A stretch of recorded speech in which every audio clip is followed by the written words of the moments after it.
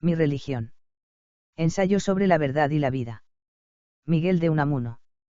Más libros en audio en www.bibliotecaenaudio.com.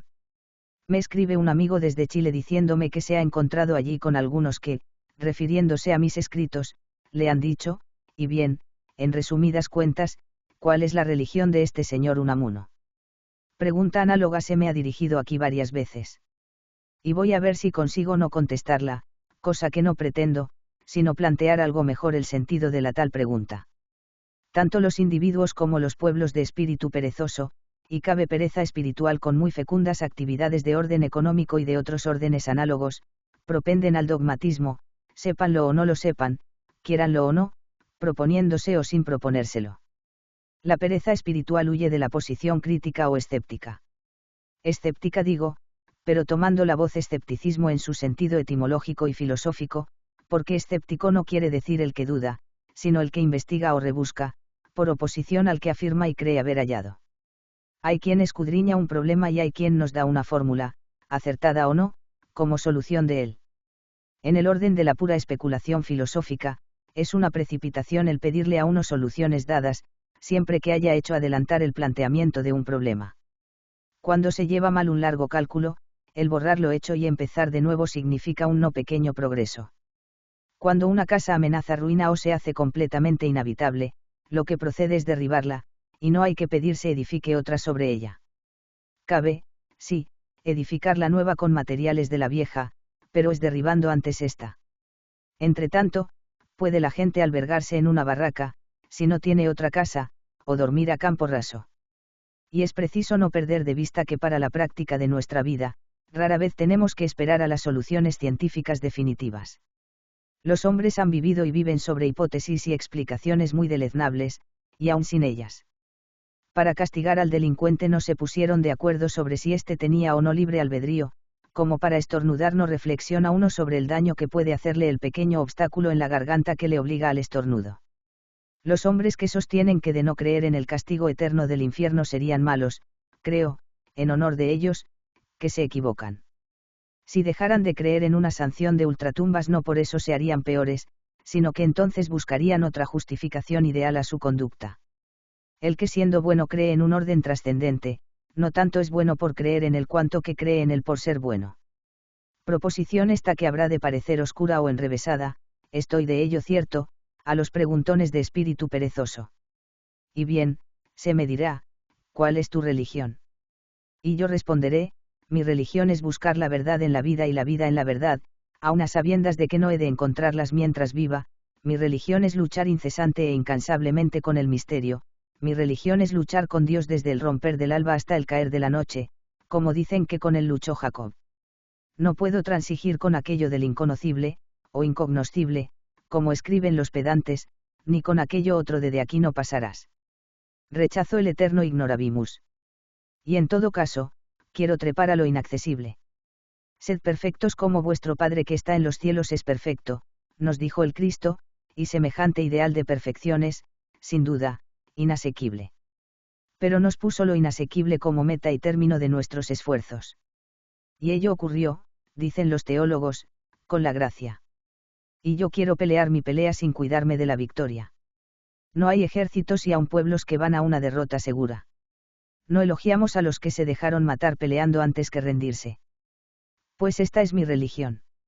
Esos, los que me dirigen esa pregunta, quieren que les dé un dogma, una solución en que pueda descansar el espíritu en su pereza. Y ni esto quieren, sino que buscan poder encasillarme y meterme en uno de los cuadriculados en que colocan a los espíritus, diciendo de mí, es luterano, es calvinista, es católico, es ateo, es racionalista, es místico, o cualquier otro de estos motes, cuyo sentido claro desconocen, pero que les dispensa de pensar más. Y yo no quiero dejarme encasillar, porque yo, Miguel de Unamuno, como cualquier otro hombre que aspire a conciencia plena, soy una especie única. No hay enfermedades, sino enfermos, suelen decir algunos médicos, y yo digo que no hay opiniones, sino opinantes. En el orden religioso apenas hay cosa alguna que tenga racionalmente resuelta, y como no la tengo, no puedo comunicarla lógicamente, porque solo es lógico y transmisible lo racional. Tengo, sí, con el afecto, con el corazón, con el sentimiento, una fuerte tendencia al cristianismo sin atenerme a dogmas especiales de esta o de aquella confesión cristiana. Considero cristiano a todo el que invoca con respeto y amor el nombre de Cristo, y me repugnan los ortodoxos, sean católicos o protestantes, estos suelen ser tan intransigentes como aquellos, que niegan cristianismo a quienes no interpretan el Evangelio como ellos. Cristiano protestante conozco que niega el que los unitarios sean cristianos. Confieso sinceramente que las supuestas pruebas racionales, la ontológica, la cosmológica, la ética, etc., de la existencia de Dios no me demuestran nada, que cuantas razones se quieren dar de que existe un Dios me parecen razones basadas en paralogismos y peticiones de principio. En esto estoy con Kant. Y siento, al tratar de esto, no poder hablar a los zapateros en términos de zapatería. Este audio es propiedad de www.bibliotecaenaudio.com. Nadie ha logrado convencerme racionalmente de la existencia de Dios, pero tampoco de su no existencia. Los razonamientos de los ateos me parecen de una superficialidad y futileza mayores aún que los de sus contradictores. Y si creo en Dios, o, por lo menos, creo creer en Él, es, ante todo, porque quiero que Dios exista, y después, porque se me revela, por vía cordial, en el Evangelio y a través de Cristo y de la historia. Es cosa de corazón. Lo cual quiere decir que no estoy convencido de ello como lo estoy de que 2 y 2 hacen 4. Si se tratara de algo en que no me fuera la paz de la conciencia y el consuelo de haber nacido, no me cuidaría acaso del problema, pero como en él me va mi vida toda interior y el resorte de toda mi acción, no puedo aquietarme con decir, ni sé ni puedo saber. No sé, cierto es, tal vez no pueda saber nunca, pero quiero saber. Lo quiero, y basta. Y me pasaré la vida luchando con el misterio y aún sin esperanza de penetrarlo, porque esa lucha es mi alimento y es mi consuelo. Sí, mi consuelo. Me he acostumbrado a sacar esperanza de la desesperación misma. Y no griten paradoja, los mentecatos y los superficiales. No concibo a un hombre culto sin esta preocupación, y espero muy poca cosa en el orden de la cultura, y cultura no es lo mismo que civilización, de aquellos que viven desinteresados del problema religioso en su aspecto metafísico y solo lo estudian en su aspecto social o político. Espero muy poco para el enriquecimiento del tesoro espiritual del género humano de aquellos hombres o de aquellos pueblos que por pereza mental, por superficialidad, por cientificismo, o por lo que sea, se apartan de las grandes y eternas inquietudes del corazón. No espero nada de los que dicen, no se debe pensar en eso, espero menos aún de los que creen en un cielo y un infierno como aquel en que creíamos de niños, y espero todavía menos de los que afirman con la gravedad del necio, todo eso no son sino fábulas y mitos, al que se muere lo entierran, y se acabó. Solo espero de los que ignoran, pero no se resignan a ignorar, de los que luchan sin descanso por la verdad y ponen su vida en la lucha misma más que en la victoria. Y lo más de mi labor ha sido siempre inquietar a mis prójimos, removerles el poso del corazón, angustiarlos, si puedo. Lo dije ya en mi vida de Don Quijote y Sancho, que es mi más extensa confesión a este respecto. Que busquen ellos, como yo busco, que luchen, como lucho yo, y entre todos algún pelo de secreto arrancaremos a Dios, y, por lo menos, esa lucha nos hará más hombres, hombres de más espíritu. Para esta obra religiosa, me ha sido menester, en pueblos como estos pueblos de lengua castellana, carcomidos de pereza y de superficialidad de espíritu, adormecidos en la rutina del dogmatismo católico o del dogmatismo librepensador o cientificista, me ha sido preciso aparecer unas veces impúdico e indecoroso, otras duro y agresivo, no pocas enrevesado y paradójico. En nuestra menguada literatura apenas se le oía a nadie gritar desde el fondo del corazón, descomponerse, clamar. El grito era casi desconocido. Los escritores temían ponerse en ridículo. Les pasaba y les pasa lo que a muchos que soportan en medio de la calle una afrenta por temor al ridículo de verse con el sombrero por el suelo y presos por un polizonte. Yo, no, cuando he sentido ganas de gritar, he gritado. Jamás me ha detenido el decoro. Y esta es una de las cosas que menos me perdonan estos mis compañeros de pluma, tan comedidos, tan correctos, tan disciplinados hasta cuando predican la incorrección y la indisciplina. Los anarquistas literarios se cuidan, más que de otra cosa, de la estilística y de la sintaxis. Y cuando desentonan lo hacen entonadamente, sus desacordes tiran a ser armónicos. Cuando he sentido un dolor, he gritado, y he gritado en público. Los salmos que figuran en mi volumen de poesías no son más que gritos del corazón, con los cuales he buscado hacer vibrar las cuerdas dolorosas de los corazones de los demás. Si no tienen esas cuerdas, o si las tienen tan rígidas que no vibran, mi grito no resonará en ellas, y declararán que eso no es poesía, poniéndose a examinarlo acústicamente. También se puede estudiar acústicamente el grito que lanza un hombre cuando ve caer muerto de repente a su hijo, y el que no tenga ni corazón ni hijos, se queda en eso. Esos salmos de mis poesías, con otras varias composiciones que allí hay, son mi religión, y mi religión cantada, y no expuesta lógica y razonadamente. Y la canto, mejor o peor, con la voz y el oído que Dios me ha dado, porque no la puedo razonar. Y el que vea raciocinios y lógica, y método y exégesis, más que vida, en esos mis versos porque no hay en ellos faunos, dríades, silvanos, nenúfares, absintios, o sea ajenjos, ojos glaucos y otras garambainas más o menos modernistas, allá se quede con lo suyo, que no voy a tocarle el corazón con arcos de violín ni con martillo. De lo que huyo, repito, como de la peste, es de que me clasifiquen, y quiero morirme oyendo preguntar de mí a los holgazanes de espíritu que se paren alguna vez a oírme, ¿y este señor, qué es? Los liberales o progresistas tontos me tendrán por reaccionario y acaso por místico, sin saber, por supuesto, lo que esto quiere decir, y los conservadores y reaccionarios tontos me tendrán por una especie de anarquista espiritual, y unos y otros, por un pobre señor afanoso de singularizarse y de pasar por original y cuya cabeza es una olla de grillos. Pero nadie debe cuidarse de lo que piensen de él los tontos, sean progresistas o conservadores, liberales o reaccionarios. Y como el hombre es terco y no suele querer enterarse y acostumbra después que se le ha sermoneado 4 horas a volver a las andadas, los preguntones, si leen esto, volverán a preguntarme, bueno, pero ¿qué soluciones traes? Y yo, para concluir, les diré que si quieren soluciones, acudan a la tienda de enfrente, porque en la mía no se vende semejante artículo.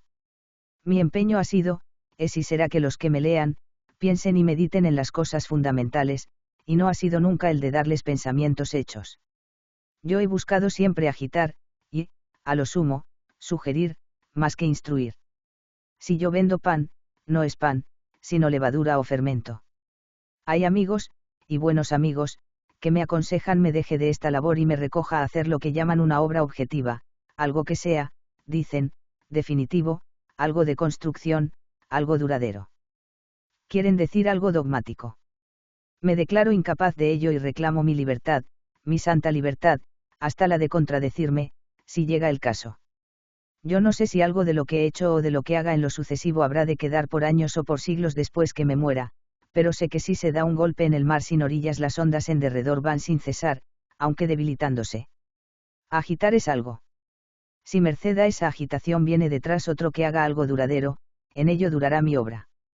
Es obra de misericordia suprema despertar al dormido y sacudir al parado, y es obra de suprema piedad religiosa buscar la verdad en todo y descubrir donde quiera el dolo, la necedad y la inepcia. Ya sabe, pues, mi buen amigo el chileno lo que tiene que contestar a quien le pregunte cuál es mi religión. Ahora bien, si es uno de esos mentecatos que creen que guardo ojeriza a un pueblo o una patria cuando le he cantado las verdades a alguno de sus hijos irreflexivos, lo mejor que puede hacer es no contestarles. Verdad y vida.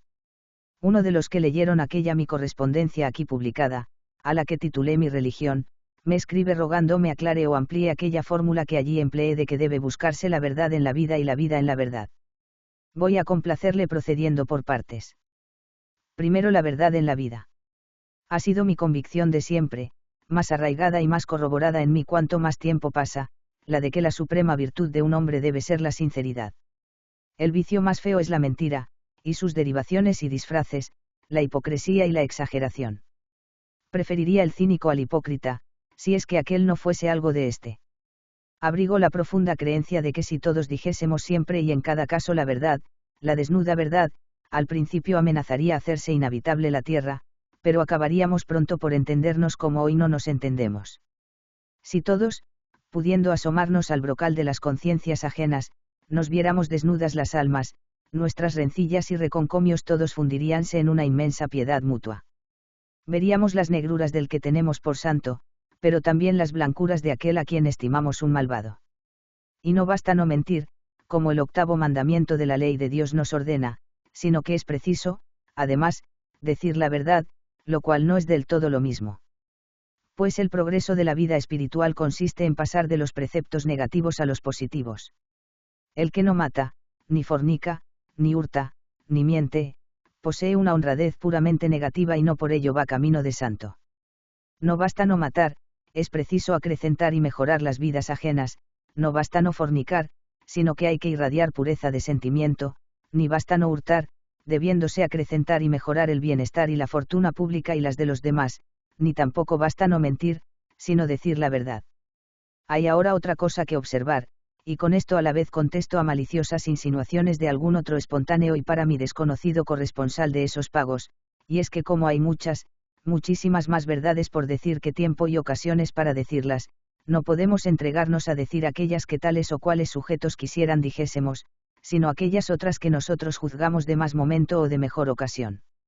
Y es que siempre que alguien nos arguye diciéndonos por qué no proclamamos tales o cuales verdades, podemos contestarle que si así como él quiere hiciéramos, no podríamos proclamar tales otras que proclamamos. Y no pocas veces ocurre también que lo que ellos tienen por verdad y suponen que nosotros por tal la tenemos también, no es así.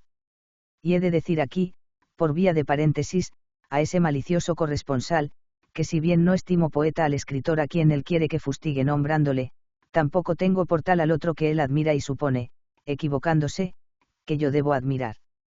Porque si el uno no hace sino revestir con una forma abigarrada y un traje lleno de perendengues y flecos y a la mar es un maniquí sin vida, el otro dice, sí, algunas veces cosas sustanciosas y de brío, entre muchas patochadas, pero cosas poco o nada poéticas, y, sobre todo, las dice de un modo deplorable, en parte por el empeño de sujetarlas a rima, que se le resiste. Y de esto le hablaré más por extenso en una correspondencia que titularé, ni lo uno ni lo otro. Y volviendo a mi tema presente, como creo haber dicho lo bastante sobre lo de buscar la verdad en la vida, paso a lo otro, de buscar la vida en la verdad. Y es que hay verdades muertas y verdades vivas, o mejor dicho, puesto que la verdad no puede morir ni estar muerta, hay quienes reciben ciertas verdades como cosa muerta, puramente teórica y que en nada les vivifica el espíritu. Kierkegaard dividía las verdades en esenciales y accidentales, y los pragmatistas modernos, a cuya cabeza va Guillermo James, juzgan de una verdad o principio científico según sus consecuencias prácticas. Y así, a uno que dice creer haya habitantes en Saturno, le preguntan cuál de las cosas que ahora hace no haría o cuál de las que no hace haría en caso de no creer que haya habitantes en tal planeta, o en qué se modificaría su conducta si cambiase de opinión a tal respecto. Y si contesta que en nada, le replican que ni eso es creer cosa alguna ni nada que se le parezca. Pero este criterio así tomado, y debo confesar que no lo toman así, tan toscamente, los sumos de la escuela, es de una estrechez inaceptable. El culto a la verdad por la verdad misma es uno de los ejercicios que más eleva el espíritu y lo fortifica. En la mayoría de los eruditos, que suele ser gente mezquina y envidiosa, la rebusca de pequeñas verdades, el esfuerzo por rectificar una fecha o un nombre, no pasa de ser o un deporte o una monomanía o un puntillo de pequeña vanidad, pero en un hombre de alma elevada y serena, y en los eruditos de erudición que podría llamarse religiosa, tales rebuscas implican un culto a la verdad. Pues le que no se acostumbra a respetarla en lo pequeño, jamás llegará a respetarla en lo grande. Aparte de que no siempre sabemos qué es lo grande y qué lo pequeño, ni el alcance de las consecuencias que pueden derivarse de algo que estimemos, no ya pequeño, sino mínimo. Todos hemos oído hablar de la religión de la ciencia, que no es, Dios nos libre, un conjunto de principios y dogmas filosóficos derivados de las conclusiones científicas y que vayan a sustituir a la religión, fantasía que acarician esos pobres cientificistas de que otras veces os he hablado, sino que es el culto religioso a la verdad científica, la sumisión del espíritu ante la verdad objetivamente demostrada, la humildad de corazón para rendirnos a lo que la razón nos demuestre ser verdad. En cualquier orden que fuere y aunque no nos agrade. Este sentimiento religioso de respeto a la verdad, ni es muy antiguo en el mundo ni lo poseen más los que hacen más alarde de religiosidad. Durante los primeros siglos del cristianismo y en la Edad Media, el fraude piadoso, así se le llama, piafraus, fue corriente. Bastaba que una cosa se creyese edificante para que se pretendiera hacerla pasar por verdadera. Cabiendo, como cabe, en una cuartilla del tamaño de un papelillo de fumar cuanto los evangelios dicen de José, el esposo de María, Hay quien ha escrito una vida de San José, patriarca, que ocupa 600 páginas de compacta lectura que puede ser su contenido sino declamaciones o piadosos fraudes. De cuando en cuando recibo escritos, ya de católicos, ya de protestantes, más de estos, que tienen más espíritu de proselitismo, que de aquellos, en que se trata de demostrarnos tal o cual cosa conforme a su credo, y en ellos suele resplandecer muy poco el amor a la verdad. Retuercen y violentan textos evangélicos, los interpretan sofísticamente y acumulan argucias nada más que para hacerles decir, no lo que dicen, sino lo que ellos quieren que digan. Y así resulta que esos exegetas tachados de racionalismo, no me refiero, claro está, a los sistemáticos detractores del cristianismo, como Nietzsche, o a los espíritus ligeros que escriben disertaciones tratando de probar que el Cristo no existió, que fue discípulo de Buda, u otra fantasmagoría por el estilo. Esos exegetas han demostrado en su religioso culto a la verdad una religiosidad mucho mayor que sus sistemáticos refutadores y detractores. Y este amor y respeto a la verdad y este buscar en ella vida, puede ejercerse investigando las verdades que nos parezcan menos pragmáticas. Ya Platón hacía decir a Sócrates en el Parménides, que quien de joven no se ejercitó en analizar esos principios metafísicos, que el vulgo estima ocupación ociosa y de ociosos, jamás llegará a conseguir verdad alguna que valga. Es decir, traduciendo al lenguaje de hoy ahí, en esa tierra, que los cazadores de pesos que desprecian las macanas jamás sabrán nada que haga la vida más noble, y aunque se redondeen de fortuna tendrán pobrísima el alma, siendo toda su vida unos beocios, y siglos más tarde que Platón, otro espíritu excelso, aunque de un temple distinto al de aquel, el canciller Bacon, escribió que no se han de estimar inútiles aquellas ciencias que no tienen uso, siempre que agucen y disciplinen el ingenio. Este es un sermón que hay que estarlo predicando a diario, y por mí no quedará, en aquellos países, entre aquellas gentes donde florece la sobreestimación a la ingeniería con desdén de otras actividades. En el vulgo es esto inevitable, pues no juzga sino por los efectos materiales, por lo que le entra por los ojos. Y así, es muy natural que ante el teléfono, el fonógrafo y otros aparatos que le dicen ser invención de Edison, aunque en rigor solo en parte lo sean de este diestro empresario de invenciones técnicas, se imaginen que el tal Edison es el más sabio y más genial de los físicos hoy existentes e ignoren hasta los nombres de tantos otros que le superan en ciencia. Ellos, los del vulgo, no han visto ningún aparato inventado por Maxwell, Verbigracia, y se quedan con su Edison, lo mismo que se quedan creyendo que el fantástico vulgarizador Flammarion es un estupendo astrónomo. Mal este que, con el del cientificismo, tiene que ser mayor que en otros en países como ese, formados en gran parte de emigrantes de todos los rincones del mundo que van en busca de fortuna, y cuando la hacen, procuran instruirse deprisa y corriendo, y en países además donde los fuertes y nobles estudios filosóficos no gozan de estimación pública y donde la ciencia pura se supedita a la ingeniería, que es la que ayuda a ganar pesos.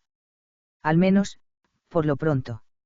Este audio es propiedad de www.bibliotecaenaudio.com. Y digo por lo pronto, porque donde la cultura es compleja, han comprendido todos el valor práctico de la pura especulación y saben cuánta parte cabe a un Kant o un Hegel en los triunfos militares e industriales de la Alemania moderna. Y saben que si cuando Staudt inició la geometría pura o de posición esta rama de la ciencia no pasaba de ser una gimnástica mental, hoy se funda en ella mucha parte del cálculo gráfico que puede ser útil hasta para el tendido de cables. Pero aparte esta utilidad mediata o a largo plazo que pueden llegar a cobrar los principios científicos que nos aparezcan más abstractos, hay la utilidad inmediata de que su investigación y estudio educa y fortifica la mente mucho mejor que el estudio de las aplicaciones científicas. Cuando nosotros empezamos a renegar de la ciencia pura, que nunca hemos cultivado de veras, y por eso renegamos de ella, y todo se nos vuelve a hablar de estudios prácticos, sin entender bien lo que esto significa, están los pueblos en que más han progresado las aplicaciones científicas escarmentándose del politecnicismo y desconfiando de los practicones. Un mero ingeniero, es decir, un ingeniero sin verdadero espíritu científico, porque los hay que le tienen, puede ser tan útil para trazar una vía férrea como un buen abogado para defender un pleito, pero ni aquel hará avanzar a la ciencia un paso, ni a éste le confiaría yo la reforma de la constitución de un pueblo. Buscar la vida en la verdad es, pues, buscar en el culto de esta ennoblecer y elevar nuestra vida espiritual y no convertir a la verdad, que es, y debe ser siempre viva, en un dogma, que suele ser una cosa muerta. Durante un largo siglo pelearon los hombres, apasionándose, por si el Espíritu Santo procede del Padre solo o procede del Padre y del Hijo a la vez, y fue esa lucha la que dio origen a que en el credo católico se añadiera lo de filioque, donde dice qui ex patre filioque procedit, pero hoy a qué católico le apasiona eso. Preguntadle al católico más piadoso y de mejor buena fe, y buscadlo entre los sacerdotes, porque el Espíritu Santo ha de proceder del Padre y del Hijo y no solo del primero, o qué diferencia implica en nuestra conducta moral y religiosa el que creamos una cosa o la otra, dejando a un lado lo de la sumisión a la Iglesia, que así ordena se crea, y veréis lo que os dice. Y es que eso, que fue en un tiempo expresión de un vivo sentimiento religioso a la que en cierto respecto se puede llamar verdad de fe, sin que con esto quiera yo afirmar su verdad objetiva, no es hoy más que un dogma muerto. Y la condena del actual Papa contra las doctrinas del llamado modernismo, no es más sino porque los modernistas, Loisy, Leroy, el padre Tyrrell, Murray, etc., tratan de devolver vida de verdades a dogmas muertos, y el Papa, o mejor dicho sus consejeros, el pobrecito no es capaz de meterse en tales honduras, prevén, con muy aguda sagacidad, que en cuanto se trate de vivificar los tales dogmas, acaban estos por morirse del todo. Saben que hay cadáveres que al tratar de insuflarles nueva vida se desharían en polvo. Y esta es la principal razón por qué se debe buscar la vida de las verdades todas, y es para que aquellas que parecen serlo y no lo son se nos muestren como en realidad son, como no verdades o verdades aparentes tan solo. Y lo más opuesto a buscar la vida en la verdad es proscribir el examen y declarar que hay principios intangibles. No hay nada que no deba examinarse. Desgraciada la patria donde no se permite analizar el patriotismo. Y aquí cómo se enlazan la verdad en la vida y la vida en la verdad, y es que aquellos que no se atreven a buscar la vida de las que dicen profesar como verdades, jamás viven con verdad en la vida. El creyente que se resiste a examinar los fundamentos de su creencia es un hombre que vive en insinceridad y en mentira. El hombre que no quiere pensar en ciertos problemas eternos, es un embustero y nada más que un embustero. Y así suele ir tanto en los individuos como en los pueblos la superficialidad unida a la insinceridad. Pueblo irreligioso, es decir, pueblo en que los problemas religiosos no interesan a casi nadie, sea cual fuere la solución que se les dé, es pueblo de embusteros y exhibicionistas, donde lo que importa no es ser, sino parecer ser. He aquí cómo entiendo lo de la verdad en la vida y la vida en la verdad. Fin. Más libros en audio en www.bibliotecaenaudio.com